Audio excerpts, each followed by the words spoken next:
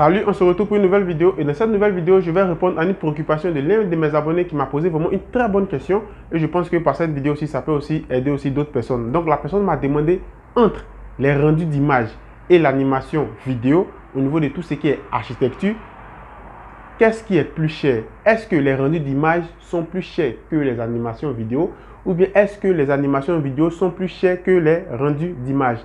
Donc tout ce que moi je te demande, si tu aimes ce type de contenu, n'oublie pas de t'abonner si tu es nouveau, juste 5 secondes, ça ne coûte rien. Et aussi, si tu as des questions, laisse-moi tous ces éléments-là en commentaire. Parce que toutes les personnes qui m'ont posé, par exemple, des questions, ne vous en faites pas, j'ai déjà réalisé des vidéos là-dessus. Je prends le temps de programmer ces vidéos parce que je ne peux pas poster toutes les vidéos le même jour. Donc, tout est programmé. Si la question est vraiment pertinente, bien sûr. Donc, je prends le temps de répondre à ces questions-là par des vidéos. Donc, si tu as des préoccupations, s'il y a quelque chose qui t'a dérangé, quelque chose que tu n'arrives pas à comprendre et autres, tu as la partie commentaire qui se trouve juste en dessous de la vidéo. Tu laisses tous ces éléments là-bas et toutes mes chaînes YouTube où tu peux me retrouver sur d'autres comptes YouTube, mon compte TikTok pour cette, par exemple pour cette chaîne YouTube, tous ces éléments-là, me contacter. Tu veux te former, tout ça, tu as toutes les informations en description. Voilà. Donc la personne m'a demandé entre les rendus d'images et les animations vidéo, qu'est-ce qui est plus cher? Donc d'abord, on va commencer par les animations vidéo. Donc de manière générale, une animation, c'est quelque chose qui demande vraiment une grosse capacité de machine. On va commencer par là d'abord. Une animation, si d'abord tu n'as pas d'abord une grosse capacité de machine, ça ne sert à rien.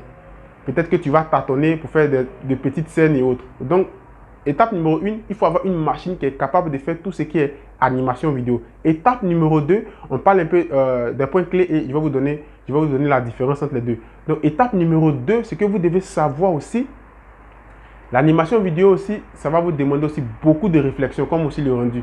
Parce qu'il ne s'agit pas de faire une animation comme ça dans le billard. Il faut organiser, il faut placer, il faut structurer. Il faut faire de telle sorte que lorsque le client va voir ton animation vidéo, ça puisse faire quelque chose qui est vraiment hyper propre. Ça peut lui donner une impression, c'est ce que j'ai voulu dire, quelque chose qui est vraiment hyper propre, hyper bien fait, bien structuré, et ainsi de suite, ainsi de suite. Donc pour tous ceux aussi qui veulent faire tout ce qui est plan de devis, rendu, par exemple conception 3D, plan d'architecture, vous pouvez aussi me contacter. Vous avez tous mes coordonnées aussi en description.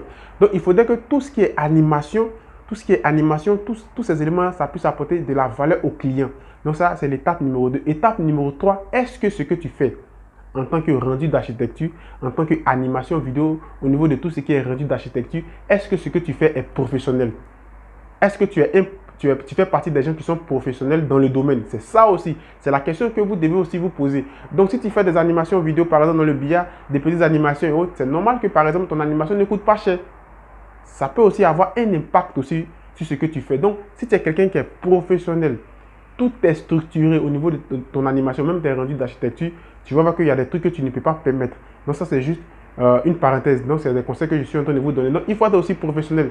Et pour être professionnel, si tu n'as pas trop le niveau, ça passe par des formations. Il faut aussi te former par là. Donc, en fonction de tout ce qui est PC, tes connaissances, tout ce qui est structure de l'animation et autres, tout ce qui est, par exemple, organisation, ta manière de travailler, est-ce que lui là c'est un professionnel mais c'est un débutant? En fonction de tout ça, je vais vous donner la conclusion aussi à la fin de la vidéo. Donc suis la vidéo jusqu'à la fin et tu auras la réponse. Voilà. Si tu aimes la vidéo aussi, tout ce que moi je te demande, pouce bleu. Si tu veux plus de contenu comme ça, laisse-moi tous ces éléments là en description. Et pour tous ceux qui m'ont demandé, j'avais un peu arrêté tout ce qui est vidéo au niveau des logiciels 3D. Je n'ai pas arrêté parce que j'ai vraiment beaucoup de questions. C'est pourquoi je prends le temps de répondre aux questions que je reçois dans la boîte mail parce que j'ai vraiment beaucoup de questions qui sont vraiment très pertinentes. C'est la même chose aussi pour les rendus d'architecture. Si tu réalises des rendus d'architecture, par exemple, dans le billard, tu réalises des rendus comme ça, on ne voit pas ta touche esthétique sur le rendu que tu réalises. C'est normal que, par exemple, ton rendu d'architecture, avec celui qui est professionnel, les prix seront automatiquement différents. Vous voyez? Déjà, quand tu approches quelqu'un qui est professionnel comme moi, j'ai l'habitude de le faire, et que tu approches quelqu'un qui fait des rendus parce qu'il faut faire, par exemple, dans le billard, un débutant, quelque chose comme ça, de manière générale, hein, on ne peut pas fixer on peut pas avoir les mêmes prix. Donc ça, c'est juste quelque chose que, par exemple, j'ajoute comme bonus. Et ta manière de travailler, comment tu structures la chose. Est-ce que tu as déjà montré tes preuves à des personnes?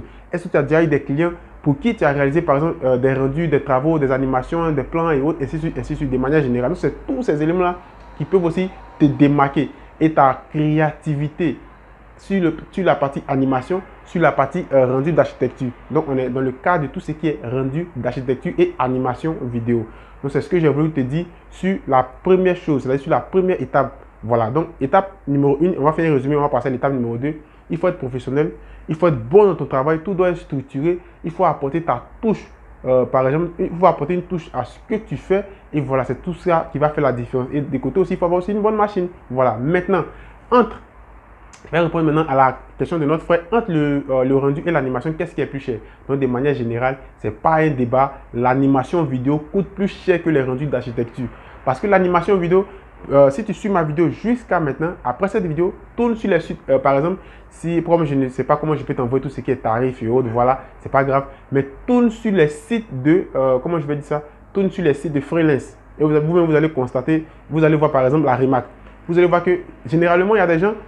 Et c'est ce qui est logique parce que l'animation demande beaucoup de ressources au niveau de la machine, beaucoup de pensées, beaucoup de choses. Vous allez voir qu'une minute d'animation, c'est-à-dire celui qui a confectionné une minute d'animation, il peut te facturer facilement 60 euros. Facilement 60 euros. Facilement, d'autres prennent 100 euros. D'autres vont prendre par exemple 70 euros. Ça dépend. Pourtant, une image de rendu, généralement, on peut te facturer par exemple 50 euros, souvent 45 euros.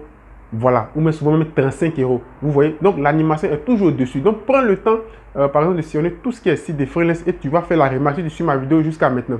Imaginez si une minute d'animation, on prend un exemple, si une minute d'animation, par exemple, fait 100 euros, parce qu'il y a des clients, il y a des gens qui facturent ça à 100 euros, ça dépend de tout de chacun, mais l'animation est toujours chère que le rendu. Donc imagine par exemple que si tu dois facturer une minute d'animation à 100 euros, c'est un exemple, et que le client qui vient vers toi te dit qu'il veut une animation par exemple de 6 minutes, ou bien une animation par exemple de 10 minutes, vous voyez ce que ça fait. Une animation de 10 minutes, ce n'est pas de l'amusement. Je ne parle pas des animations comme on fait généralement dans le billet, dans l'habitude de le voir. Une animation de 10 minutes qui est vraiment très bien structurée, ce n'est pas de l'amusement. Tu peux laisser facilement là 600 000. Facilement 600 000, mais peut-être même plus que ça. Donc on prend un exemple, si une animation de 1 minute fait par exemple 100 euros, donc une animation de 10 minutes, essayez de calculer vous-même. Donc tu peux laisser beaucoup d'argent là. C'est pourquoi généralement les clients, lorsqu'ils vont venir par exemple vers toi, ils ne veulent pas se fatiguer. Non, ils ne vont pas se fatiguer. Faire des rendus d'architecture, lorsque tu vas finir de faire ces rendus d'architecture, lorsque tu vas finir de faire tout cela, s'il veut par exemple une animation, de manière générale, on te dit par exemple une animation de 20 secondes, une animation de 1 minute, voilà, à moins que vraiment le client veut quelque chose qui est vraiment hyper puissant ou il veut vraiment beaucoup de minutes. Donc plus tu veux beaucoup de minutes, plus le prix aussi va grimper. Mais tu dois mettre à l'esprit que les animations sont plus chères que les rendus. Maintenant, c'est la même chose aussi au niveau des rendus. Donc, on facture aussi en fonction du projet, en fonction du mètre carré, en fonction de vraiment beaucoup de détails, en fonction de ce que le client veut, en fonction de beaucoup de choses. Donc, voilà, si par exemple une image de rendu, au niveau des sites de freelance, moi j'utilise beaucoup Upwork et j'ai déjà expliqué cela sur cette chaîne. Il y a Upwork, il y a 5 euros, il y a vraiment beaucoup de sites de freelance, il y a Malte, beaucoup. Vous allez voir, on prend un exemple, si une image de rendu doit faire par exemple 50 euros. 50 ou par exemple 60 euros. Bon, on va rester sur 50 euros, une image de rendu. Et par exemple, le client veut par exemple, veut 5 images, 5 ou 6 images. Donc tu vas faire 50 fois 6. Donc automatiquement, tu sais combien tu dois avoir en fonction du nombre d'images que le client a demandé. Donc c'est un peu, il y a vraiment beaucoup de choses. Mais de manière générale, si on doit tirer la conclusion sur les deux, l'animation est plus chère que par exemple le rendu d'image. L'animation est très chère. C'est très cher, c'est pas de l'amusement. Non, généralement, il y a des gens qui ne demandent même pas l'animation. Ils vont te dire faire le plan d'architecture, faire la 3D, peut-être faire le devis et aussi faire tout ce qui est rendu d'architecture. Ils vont se limiter juste à ça. Voilà. Donc, ça dépend de ce que l'autre veut, ça dépend de tout un chacun. Mais le plus cher, c'est tout ce qui est animation. Donc, si tu as des questions pertinentes et que tu veux qu'on réalise encore des questions là-dessus, et on réalise du moins des vidéos là-dessus, excusez, laisse-moi tous ces éléments-là en commentaire. Si tu veux te former sur tout ce qui est 3ds Max, si tu veux te former sur tout ce qui est Verifor 3ds Max, si tu veux te former sur tout ce qui est SketchUp, Verifor SketchUp et d'autres logiciels Photoshop, la post-production, tout ce qui est logiciel que je peux expliquer au niveau de ma chaîne que vous avez l'habitude de voir, contacte-moi, on aura une discussion profonde. Actuellement, je donne la formation sur Zoom et sur ce, je te dis à la prochaine pour une autre vidéo. Ciao!